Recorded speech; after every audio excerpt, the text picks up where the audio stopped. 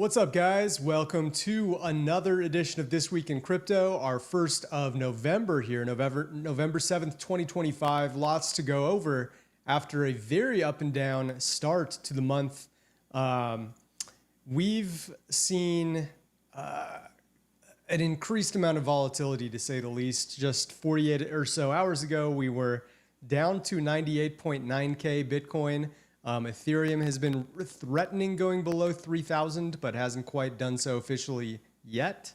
Many expect it to, and that's going to be part of the subject today, is exactly what the crowd is seeming to lean toward, right? Because as many of you who've watched these shows consistently know, prices move the opposite direction of the crowd's expectation. So when the crowd is leaning too far bullish, it's usually bearish. When they're leaning too far bearish, it's usually bullish. So we'll go over plenty of that, not just for Bitcoin, not just for Ethereum, but for several assets, because I know there's a lot of interest in Chainlink, Cardano, XRP, Solana, even stuff like SWI. We'll try to get to as many different coins as we can.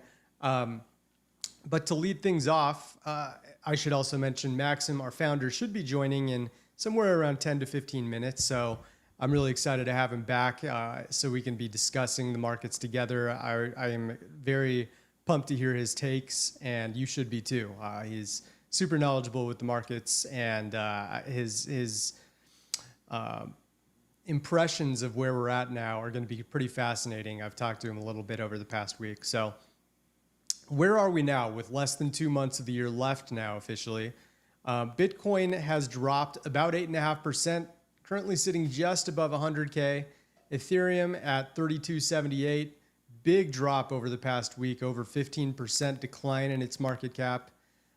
We see a few other notables. Solana's right there with Ethereum down almost 19%.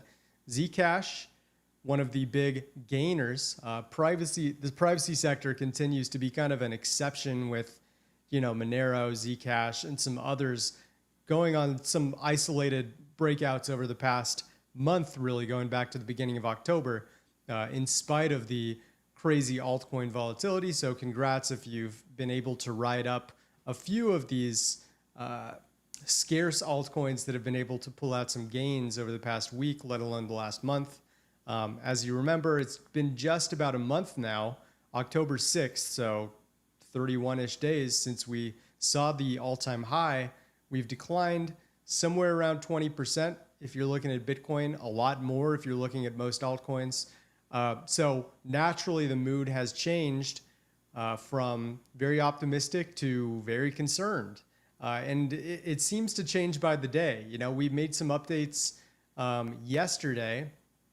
If I go to our recent posts, you can see a little under 24 hours ago, we see a huge surge in bullish comments because we had a negative spike right here. This is for Ethereum specifically. So Ethereum dropped almost down below 3,000. We get this huge negative spike, the second most bearish day in the past 6 months, according to social media comments. This matters a lot. And then all of a sudden we see a rebound and everyone says, all right, that was the dip to buy. It's time for us to jump back in. And both of these swings were way overly emotional, as we can see, based on what we know now with Ethereum back in that 3,100 range. This was an overreaction where people got overly negative and sold off. This was an overreaction where everyone jumped back in and FOMO'd as quickly as they could. Everyone is obviously hyperbole. Plenty of people have just been hodling or just watching with fascination. I get it, but what we're trying to do here is gather all the commentary where people are clearly saying it's time to sell, get out while you can, and then it's time to get back in. Ethereum's going right back to 4K. Lots of comments. I've seen them myself. I'm sure you have if you've been watching your timelines actively in the last 48 hours. So this is just a pure example of how markets typically pivot and punish those people who are basically overreacting to any big price swing out there. We saw the same thing here, right? This was October 10th when Trump came out just four days after the all-time high that happened for Bitcoin, Trump came out and said, all right, I'm upset at President Xi. I'm going to put 100% tariffs down on China. And all of a sudden we see that big bounce to punish the biggest FUD day of the year. This was just massive, especially for Ethereum, just massive sell-offs going on and people saying, you know, crypto's going to flush down the toilet once again, just like we saw in April. And, you know, less than 2 days later, Trump said, you know what, we're going to work things out, and everything calmed down. And we started to see kind of flat movement until the decline happened over the past week and a half, 2 weeks or so. So all I'm saying is when you see these big FUD spikes or big FOMO spikes, it's usually a sign that you can safely do the opposite and benefit. Sometimes it might be very short term, but these are the buy and sell signals that have been so profitable for the sentiment community and all of our members here, you know, since we had this type of data. So going back to a few more things on the screener, I also want to note that Bitcoin's social volume is up this week. Ethereum's is up even more. Tether has had a huge week of discussion. And there are several out here like Cardano that have had some increases in talks as well. So the first week of November has had a lot of fireworks and a lot of increased interest among top caps in particular. If I add the market cap and volume, we can also see just how much the overall changes have been reflected. Almost 10% drop in the total market cap of cryptocurrency. They're currently sitting at about $4.34 billion. I'm sorry, trillion. That's a big difference. And then the screener volume is up 10.5%. So decreasing market cap with increasing trading volume equals a lot more interested traders. This is essentially why volatility tends to occur in crypto. When you see a lot of downswings or a lot of upswings, it brings back a lot of trading mentality when previously people are just hodling and waiting and thinking that markets are boring. And it's just cyclical. You always see this where there's periods of dormancy, periods of people waiting and not doing much. And then all of a sudden volatility gets brought back into the equation and trading begins, and you see who's strong and who's weak, right? The weak hands get shaken out on those big downswings where Bitcoin officially goes below 100K for the first time since June. And then, you know, those same weak hands come right back and say, never mind, I won't back in. I overreacted. And then they get punished again. So volume is up, which is typically a good thing. But the biggest thing that I've been keeping an eye on is the key stakeholders versus the micro holders. And there's been a big shift in how they've been behaving, especially since October 12th. This is about a week after the all-time high occurred, getting up to about 125.8K for Bitcoin. But since that time, you'll notice that green line has been declining. And it's not a massive, massive decline, but it's significant enough where it appears that this decline is a bit justified. If I drag from that day, October 12th, up until now, I'm just holding down shift and moving my mouse cursor to the right. You'll see the top left bubble that's changing numbers as I go left and right. There's been a decline of about 0.2% of the key stakeholders' holdings and an increase in the very small micro holders. I'm looking at percentage holdings right now. I also want to check out absolute holdings just to get a better idea of how much they've dumped since that time. So this yellow line I'm just going to temporarily put on here. And they have dumped about 32.5K Bitcoin. And as you can see, the price of Bitcoin's dropped about 11.2% since that time, this little 3.5 week stretch here. So moral of the story is prices typically go the same direction as the green line, the percent of holdings that the key stakeholders have, and they go the opposite direction most of the time of the retail holdings, the very small wallets that are overreacting to all the big moves every time we go up or down. So you'll notice the small wallets really getting aggressive, trying to buy all the dips pretty much since the day of the all-time high. This was October 6th right here. And look at how they accumulated since the price started going down until they finally showed signs of giving up right at the beginning of November. So the start of this past week that we're reviewing, they started to finally dump again. So I'm going to be releasing an insight very shortly that actually is highlighting all of the green regions, which are when the green line's going up, the whales and sharks, which is good, and the fish, the very small wallets, are moving down. Those are the green zones. That's ideal for when Bitcoin and all of crypto tends to rise. And this is not a coincidence. I didn't just cherry pick. This is just the first one I saw. Prices tend to go up when the green line's going up and red's going down. So that's ideal. The red zones are when the sharks and whales are moving down and dumping, and the fish are moving up and trying to buy all the dips. Short sample size here, but you can see how the price is moving down during that time. And then neutral is generally when, you know, either both are going up at the same time or both are going down at the same time. That means kind of the middle crew are the ones that are the anomalies. So in other words, it's kind of a wash if the whales and sharks are moving up and the fish are moving up. I still put more precedent on the green line. So yes, it's probably a slightly good thing, like right here, for example. Let me just highlight. I wish my mouse wasn't so stuttery right now, but I'll figure that out later. So this is a good example of both going up at the same time, right? Oh my God, there we go. Good job, mouse.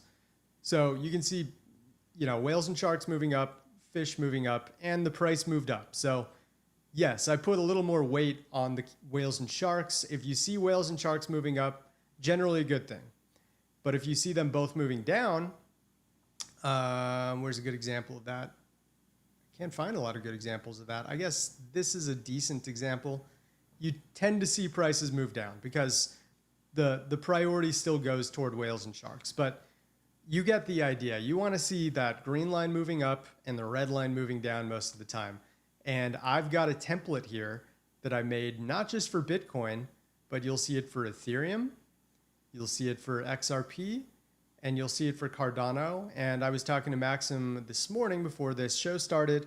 I'm going to add a few more as well. And these are all kind of arbitrary. They're subject to change, but I did my best to find correlations. Spending a few hours on this, it's not like I just quickly sorted between different tiers. I really wanted to try and analyze where the correlations and anti-correlations lied for each asset. But you can see for Bitcoin, I'm looking at the 10 to 10K wallets. For Ethereum, I'm looking at 100 to 100K. Obviously, Ethereum is sitting at 3,100 or so, where Bitcoin is just a bit above 100K. So you've got a factor for the different mathematical tiers to find where the millionaires lie, or the tens of millionaires. And I was basically just trying to find where the correlations are most notable for both the big key stakeholders and the micro stakeholders at the same time. So you get the idea. I'm going to share this link with Balresh here. If you can, Balresh, please feel free to put it in our YouTube chat. And people on the replay should be able to see it as well. I know most of you watch this after the show ends, so you should see that link in case you don't comment, and we will be happy to share it on our Discord, share it in the YouTube comments, everywhere. So obviously the question is, where are we right now? Retail is starting to go down again. That's a good thing. Key stakeholders still declining a bit. Just since November 1st, they have been dumping. So they're both kind of dumping, while the middle tier is the one accumulating right now. For Ethereum, they're both going down together. You can see how far the retail traders have really dropped, going really back to July. So we're talking about 4 straight months of dumping, while the key stakeholders were accumulating here, which was good, and then all of a sudden they dumped. Notice how I'm using the price versus Bitcoin versus just raw price like I did for Bitcoin, because every other asset in crypto is still being impacted by Bitcoin's fluctuations. So we can't just look at it from like a raw price correlation. We've got to look at it from how's the price ratio versus Bitcoin. And you can see it's pretty evident, this green line, when the key stakeholders with 100 to 100K Ethereum start to rise, prices tend to do good things. Now, this was a weird correlation or a weird anomaly where you see prices going down and the key stakeholders moving up. That was the what looked to be a bearish divergence, but it never really, I'm sorry, a bullish divergence, but it never really came to fruition because we started free falling after the Bitcoin October 6 all-time high right around here. So I'm a little concerned about the fact that there was this big dump off once Bitcoin started declining and then Ethereum's key stakeholders dumped, both moving down. Not the best look for Ethereum at this time. Moving down to XRP, this doesn't look great either. The micro stakeholders are moving up, whereas key stakeholders are slightly moving down over the past 3 weeks or so. Not ideal. Not quite as bad as the free fall we're seeing for Ethereum though. And then Cardano is actually looking pretty solid at the moment. Since October 6th, going back the last month, they've accumulated pretty significantly while the small micro stakeholders are just kind of staying flat. So, take this with a grain of salt. This is only one form of analysis. We haven't looked at sentiment for each one of these. I'll try to see if there's time for us to check them out during this show, but more of the story on Cardano is they're actually moving up, and you can see plenty of times where they move down, the price versus Bitcoin moves down, they start to move up, and good things happen for Cardano. So this isn't just, a myth to tell a narrative. We don't have any biases toward any of these coins. We're just trying to show you the facts and the most correlated tiers for each coin. And this one's showing that Cardano's key stakeholders versus micro stakeholders are looking pretty good compared to the other top caps out there right now. So feel free to check out that template. You should see it in the chat. Do we have Brother Balance with us just yet? I'm guessing no, but he'll pop in but yeah, feel free to just let him know he can chime in at any time once he's on. Okay. I also want to check out some of Bitcoin's primary metrics to see what's been forming there. Very briefly, we can just see that the on-chain utility for Bitcoin is mostly declining. Not that big of a deal. This is more of a long-term indicator. So on-chain transaction volume has reduced down to, looks like $27 billion to $31 billion. We had $41 billion on the big bloodbath day back on Monday, but it's dropped down ever since. So it doesn't look like the polarization of the markets is continuing right now. People are kind of just waiting to see what the big move is. Obviously, 100K is that big psychological support level that we could very well go under during this show, and that will spark undoubtedly a lot of limit orders and a lot of people overreacting. Very often when you see a cross down below a big round number like this, people tend to express a lot of FUD. A cross above, they tend to express a lot of FOMO. The obvious examples were earlier this week when we crossed down and we saw the big sentiment drop, and then the big, sentiment euphoria once it quickly rebounded back above. In terms of active addresses, circulation, network growth, everything looks fairly normal. You can see the trend line for active addresses is moving down a bit. Circulation is flat. Network growth is flat. MVRV, very important one here.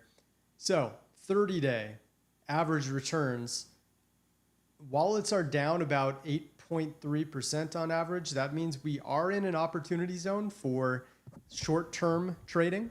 If you want to find ideal times to buy in or add on to your positions, you want to be doing it while the short-term and ideally the long-term MVRVs are in the negative range. And they both are right now, because 30 days at negative 8.3%, 365 days at negative 5.1%. Both of these signify that we are in a position where there's blood in the streets, right? Traders are down money and they're hoping that prices will turn around, but you can buy in knowing that the average traders are not already sitting in profit. You want to avoid buying in during these moments. This isn't just in hindsight. This was the day of the all-time high, where you can see both the MVRVs are at their combined highest points. So you would have bought in here while the traders were already well in profit, which is generally a no-no because it's a zero-sum game. You want to at least wait for them to dip into negative territory like they did here. As soon as both went into negative territory, October 17th, we saw a nice bounce. And then what do you know? As soon as they were both in positive territory, October 27th, that was the ideal time to sell. This isn't just coincidence. MVRV is a very reliable swing trading indicator, often a very nice long-term indicator as well. The most reliable times are when they're both above or both below. I want to emphasize that again. You can get cute and buy when only the 30-day MVRV is below or only the 365 days above, but the most reliable times are when they're kind of doing the same thing like they did here or, like they did here just a few days ago. So this is a good sign. Like we said, the key stakeholders being dumping still is still a major concern, but I like the prospect of, at least having limited pain while both of these MVRV lines already show a lot of average trader pain out there.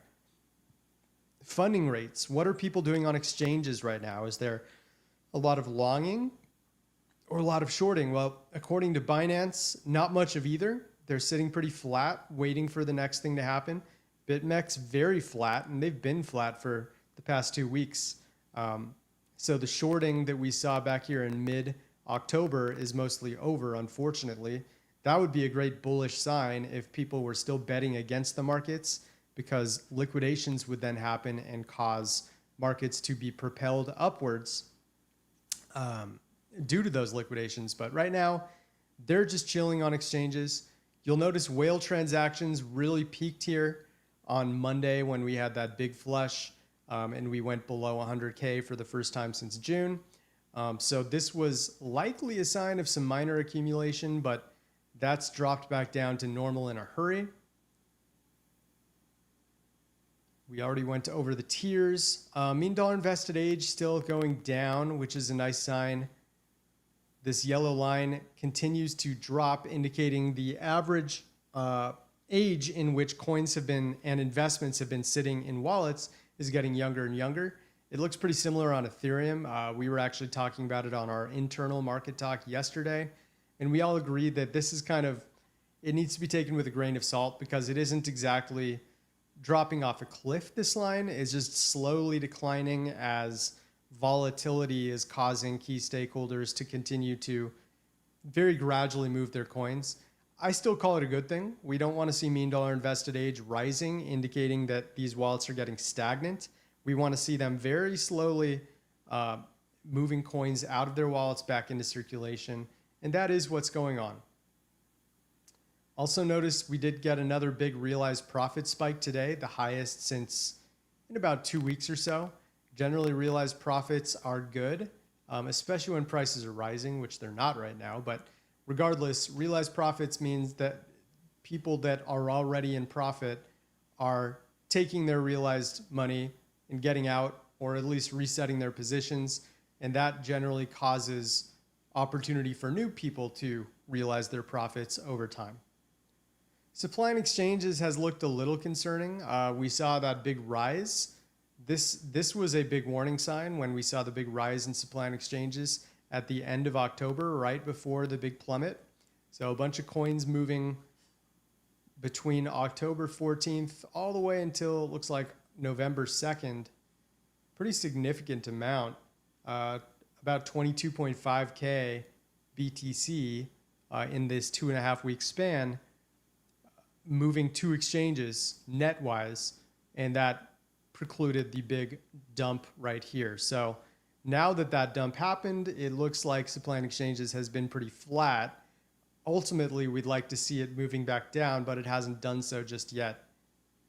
Mostly a long-term indicator, though. I would not look at the day-to-day supply and exchanges unless you see like a massive anomaly where there's just a huge amount of coins suddenly moving to exchanges. That usually means a huge whale is getting ready to sell off, or they're at least considering it. You saw how social volume really spiked when prices fell below 100K on Monday as well. Not surprising whatsoever. That's when, media headlines galore start to grab onto, Bitcoin is back in 5 figures, better watch out. That's when all of these headlines go out, and naturally you got a ton of social media discussion about Bitcoin all of a sudden, when it was mostly just the status quo before that happened. RSI very low. RSI is actually at let's go back in time a little bit to the last year. This is the lowest we've seen RSI for Bitcoin since going back to February. That's a big deal. So RSI normally sits at about 50. This is a momentum indicator. When it's well below 50 like it is now, usually is an indication there could be some short-term buy opportunity like we saw here in April. And it didn't even get this low back in April when those tariff announcements happened and Trump was holding up the big poster board showing the different percentages of tariffs that he'd be announcing and all of that stuff. So good sign here that RSI has gotten this low. I don't necessarily say that this means it's a huge bottom indicator for the markets, but does indicate that we've seen quite a bit of pain and downside momentum that would justify a bit of a bounce. Also notice the total amount of holders has risen pretty significantly and began to flatten out just a few days ago. So the total amount of people with wallets with actual coins in them seems to have peaked and is starting to tip back down, which does indicate a lot of FUD is happening. I'm generally going to get more bullish about the markets if I see the total amount of holders, especially for Bitcoin, start to move down again, because that means retail is starting to give up. Now, I hear some change in my audio. That might mean that Maxim is joining. Yes, this is a thing. It is staticky on my end. I know this is an EV Mux thing. Let me Can you hear me? Let me do one thing really quick. Mute my own mic.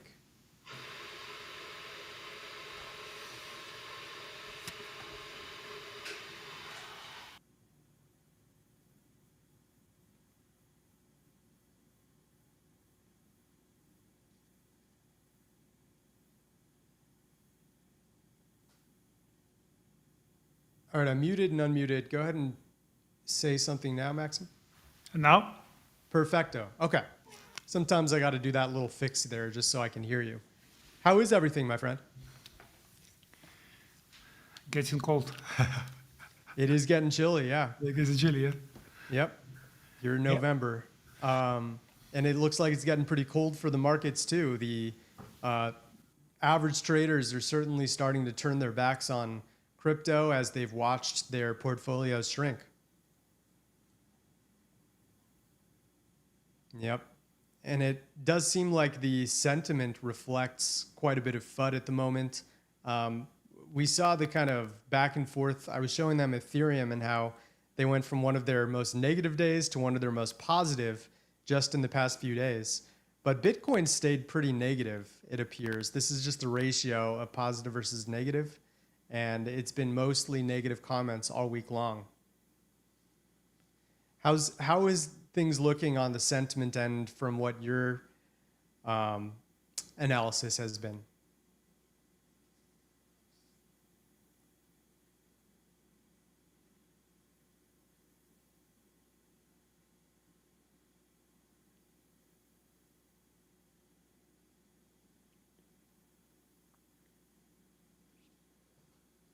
Mhm.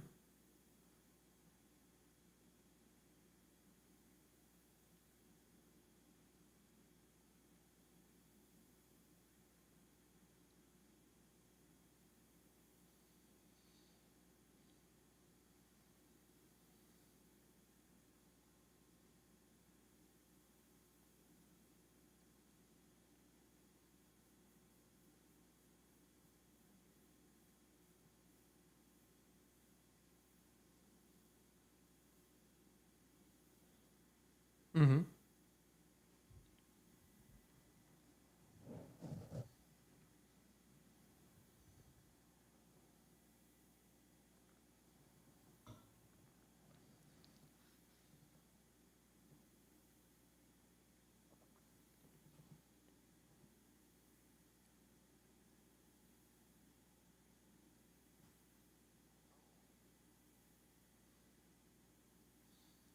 Yep.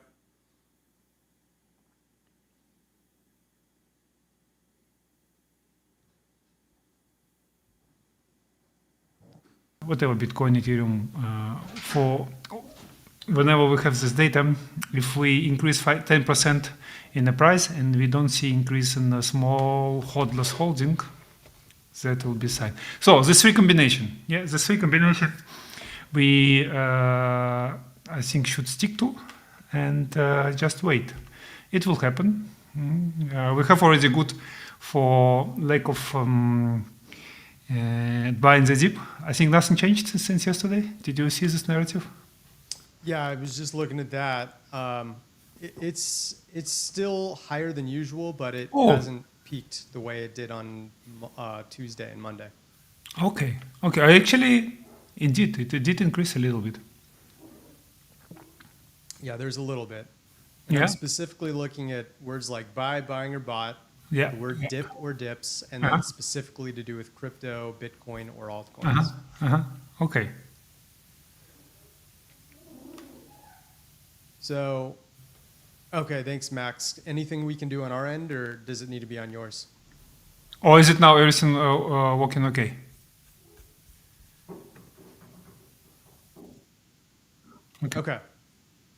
Okay. Awesome. Thank you. Good. Yeah, so the dip buy mentions are higher than usual.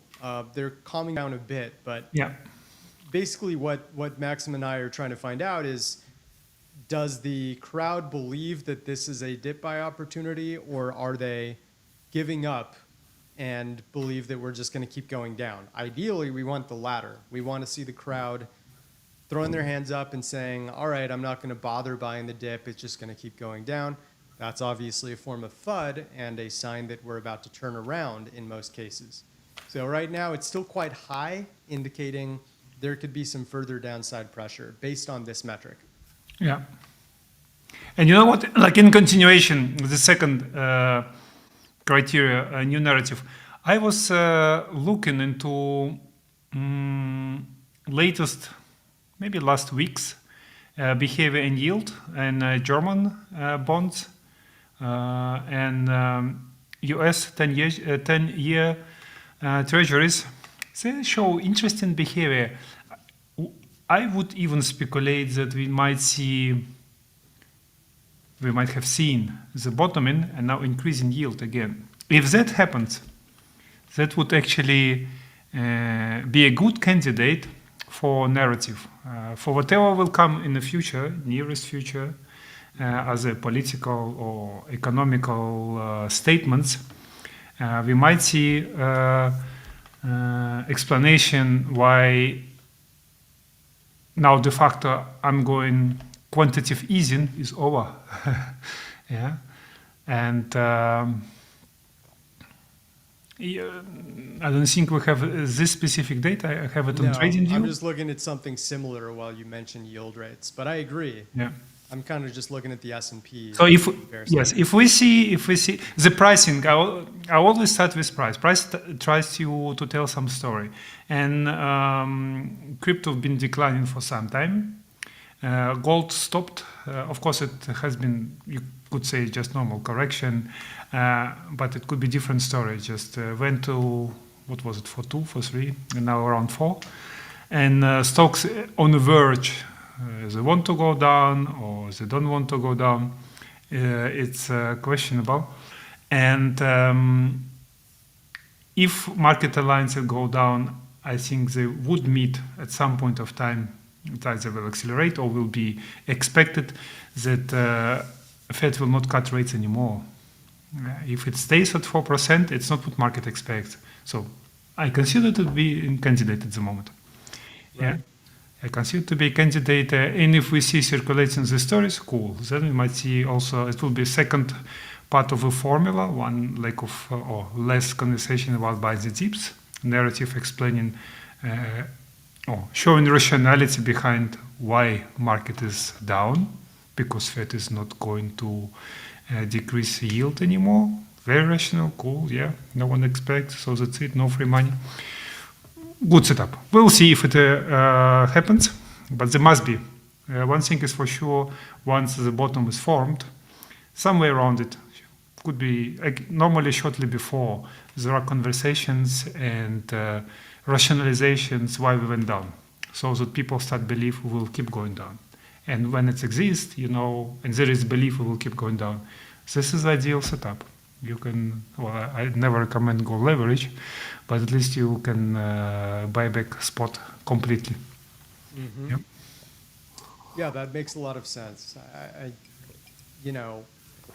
Both the S&P and Bitcoin have worked in tandem for quite some time, not in a perfect correlation, but not a very perfect, similar. yeah. Lately, not Yeah. a perfect, yeah. Mm-hmm. But considering both have been declining, the S&P is back to kind of a 2.5 week low right now.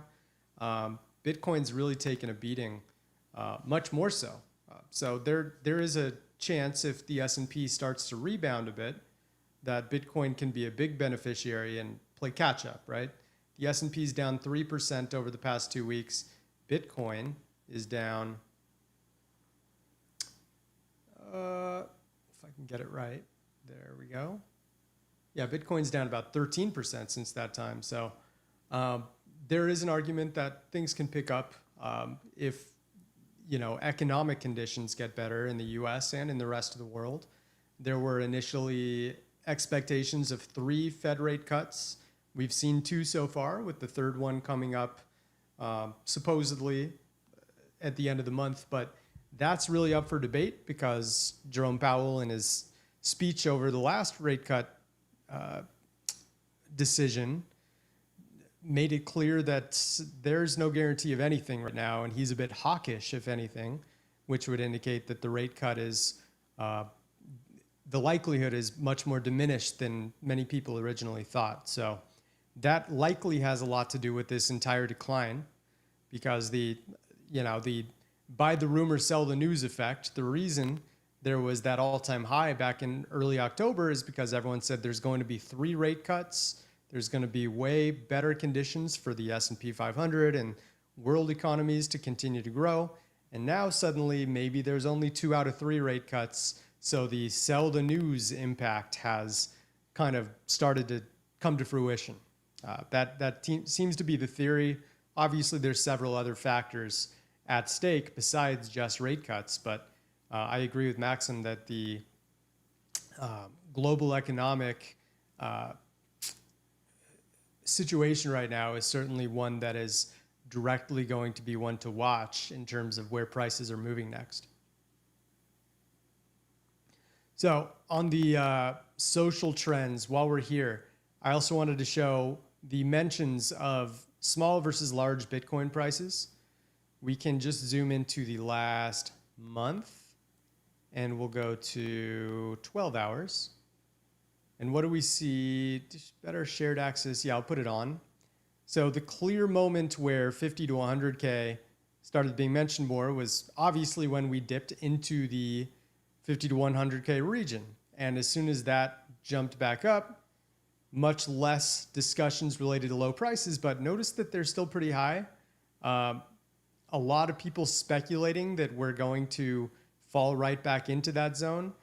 And the mentions of 150K to 200K has declined significantly.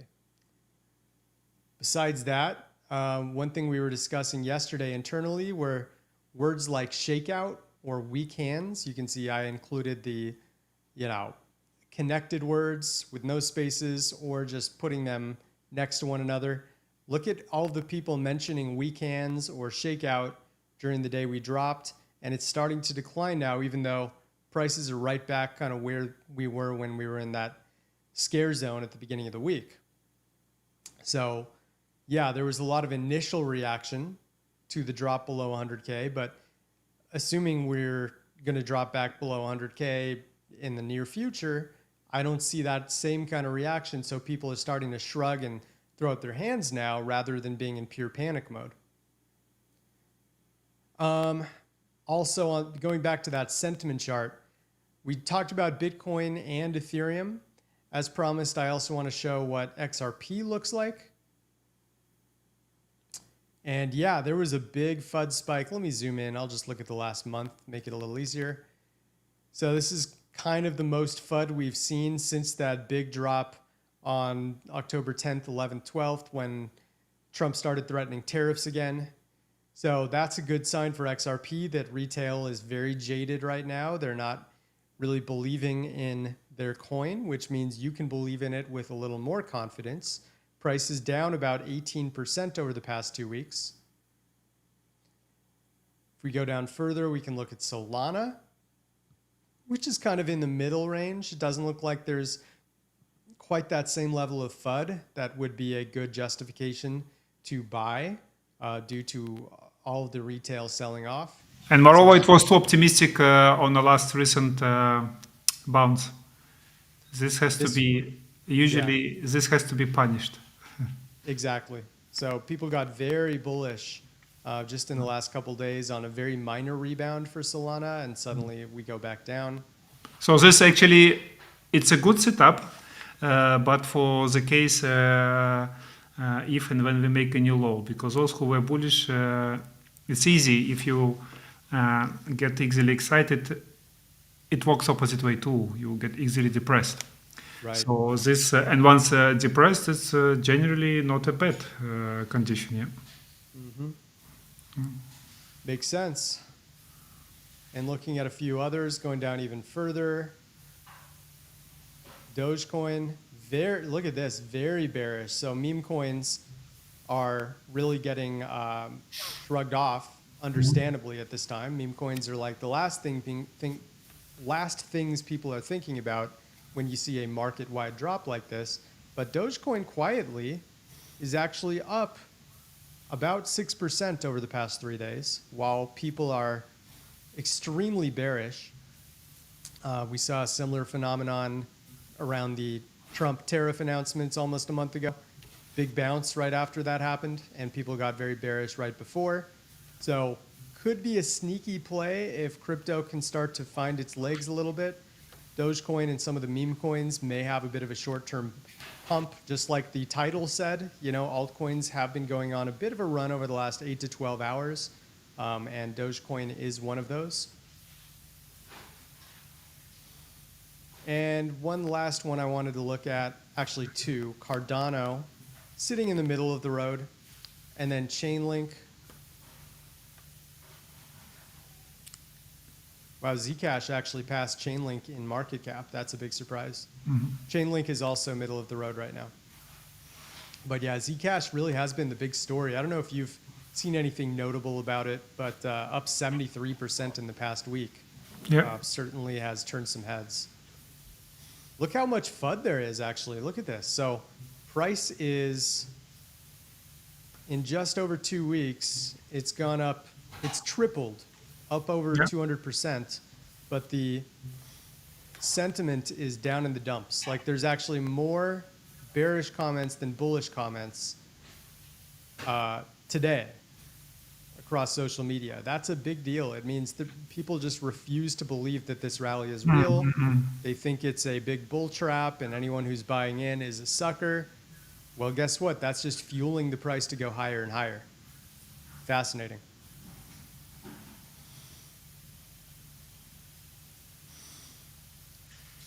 All right, I also wanted to show, if I had it up here, here we go.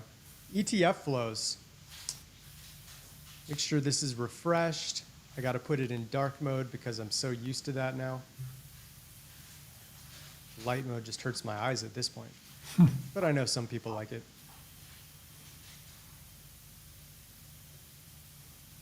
Hope we don't have a refresh issue. We might. Oh, it's not really refreshing right now. Got to talk to the team about this. Yeah, that's been long enough. It doesn't look like it's going to refresh. So we'll have to get back to you guys and see what's going on with ETFs. My understanding is there were a lot of outflows based on what I've read, but we'll find out whether that's accurate on our own dashboard. Get back to you. Let's see. I wanted to show a few other insights I've seen myself over the past few days.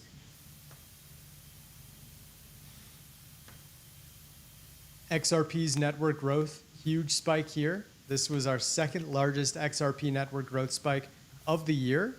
Note that this is generally a reversal indicator. So just like we saw down here when prices were going way up, this signaled a top. This may be signaling a bottom. You know, the jury's obviously going to be out for that. We need to see Bitcoin stabilize in the rest of markets, but this is another good sign for XRP if you've been patiently waiting for a bottom or a knife catch, if you will.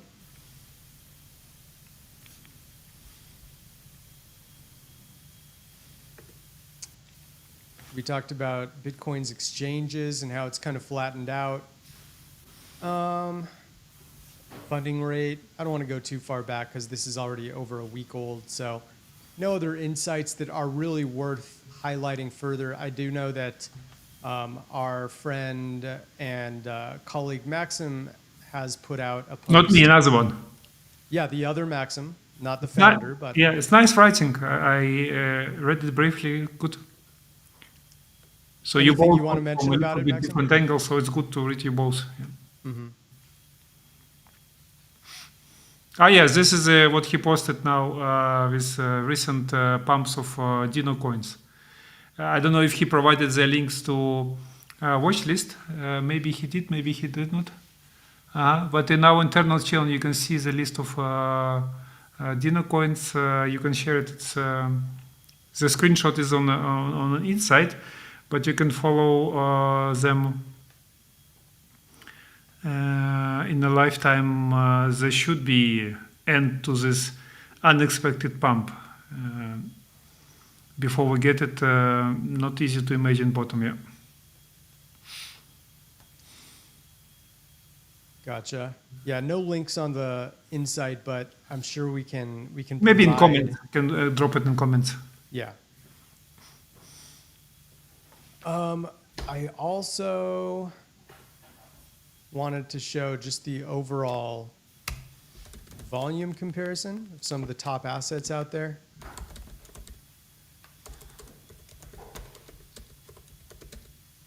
So this is measuring meme coin volume versus AI versus layer ones. And it appears they're all kind of down, but they've risen a bit today. AI especially is starting to get some increased volume. Layer one is still quite low, and meme coins are quite low. So it looks like the most speculative assets are getting ignored. Bitcoin and layer ones, nothing really special, but the mid-level AI, I know privacy coins are going to be up here too. They're getting an increased amount of volume right now. So keep that in mind if you're trying to ride the wave of some of the altcoins. It looks like the non-meme coin, the very speculative ones might not be ready for the crowd to jump in on yet, but a lot of layer twos and specific projects from different sectors out there like AI, big data, privacy, even some other assets that serve a specific purpose in the ecosystem, they're getting some increased attention right now.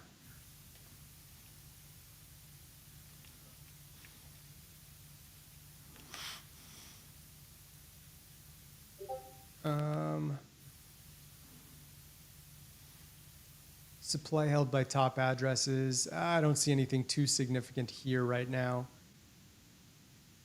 For our final few minutes, I'm curious, Max, Balrash, do you see any comments, questions in the live stream?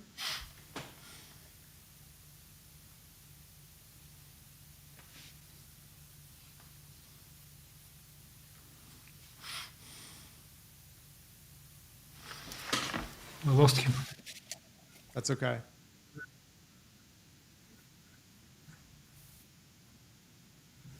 Coinbase ranking apps.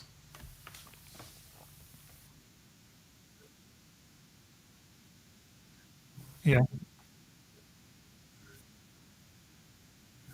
Interesting.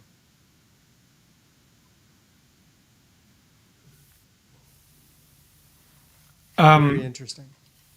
I know that another Maxim, he has a link to this ranking. I don't usually use it, or I don't have it on my computer. So if it's keep climbing, yeah. Yeah. I wonder these pumping coins, why are they being traded? Are they in Coinbase?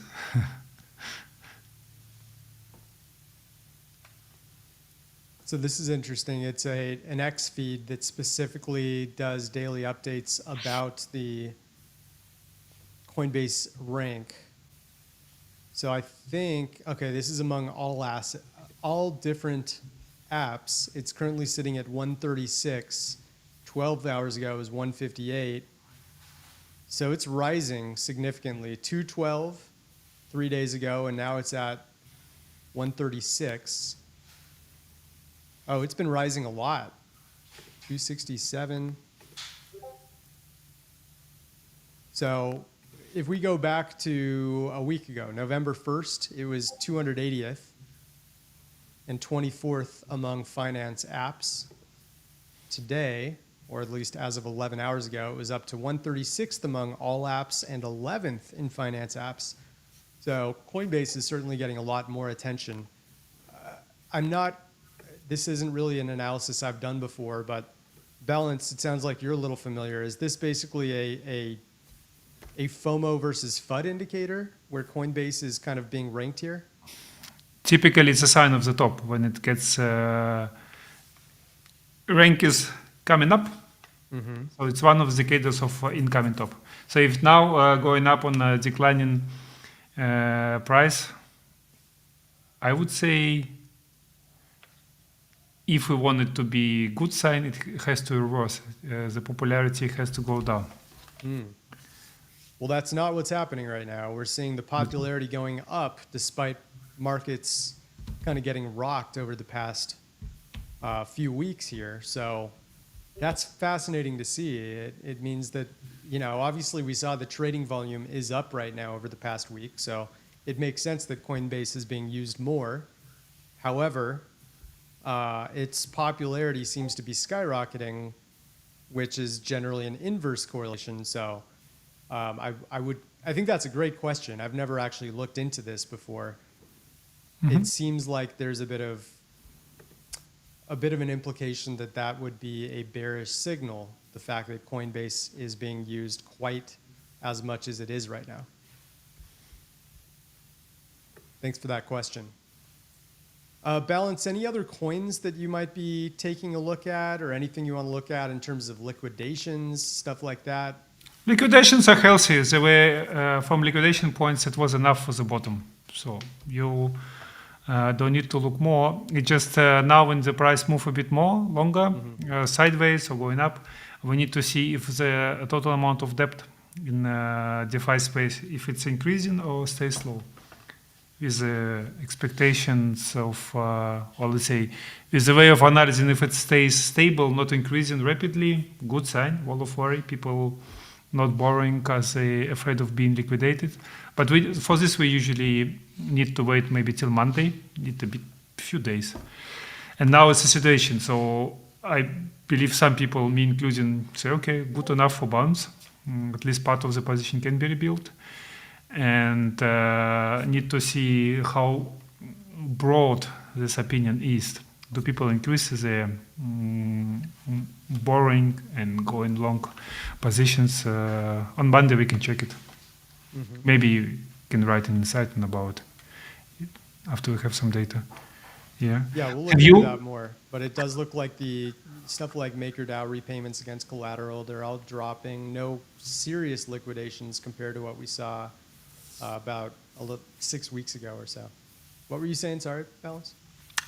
We use a bit different chart layout. MakerDAO is not now the place where people borrow heavily to build positions. It should be, I don't know, like more for even compound, not so relevant, more for our, yeah. I don't have those templates yet. I do have an open interest one. Yeah, I'd love to see your links after this call so I can prep it for next week. But total open interest I do see is going down, along with social dominance, by the way. Just Bitcoin's social dominance is extremely low at the moment. But yeah, open interest has kind of flatlined for now. It really declined beginning about 10 days ago. Curious if Ethereum looks similar. A little lower. It's still going lower. It's at the lowest point it's really been in since early July. So it's at about a 4-month low right now. So yeah, that kind of reflects what I saw with funding rates in general. There's very little movement. People are kind of sitting on their hands, afraid to make a big long or a big short right now. Possible. No, nothing to it. Nothing to it. We waiting. I like to see some rationalization of why we went down. So far, I have not seen anything which is shared or where people have consensus on it. Some opinions here and there, but not shared opinion. Ideally, we should have it.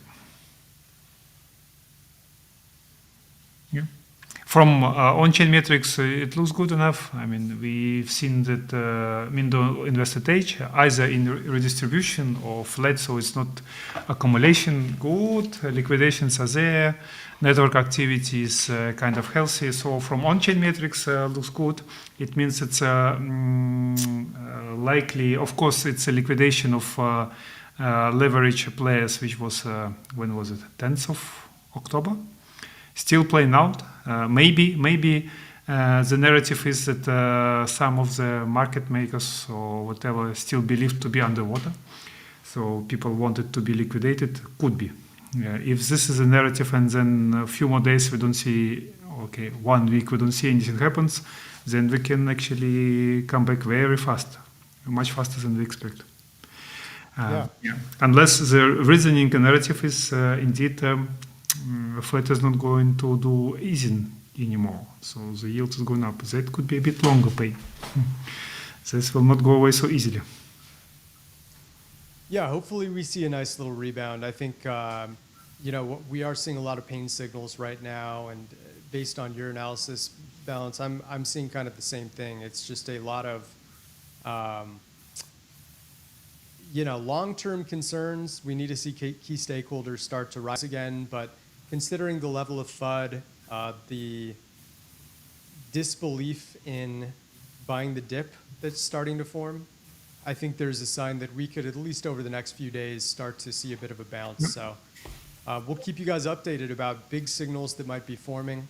Brother Balance, thank you so much for joining. It's great to have you back and finally talk markets on our stream here. And I'm looking forward to having you for most of November as well. So. Yeah, till Christmas should be fine, yeah. Absolutely. Well, thank you for everyone who watched live. Awesome of you. Thank you for the nice question about the Coinbase app. That was a cool mini analysis we got to do there. And for everyone who's watching on replay, feel free to like and make sure you're subscribed to our channel for plenty more content coming out. And we will see you guys next week. Okay. Thanks, everyone. Cheers. Thanks, Brian, for running. Yeah.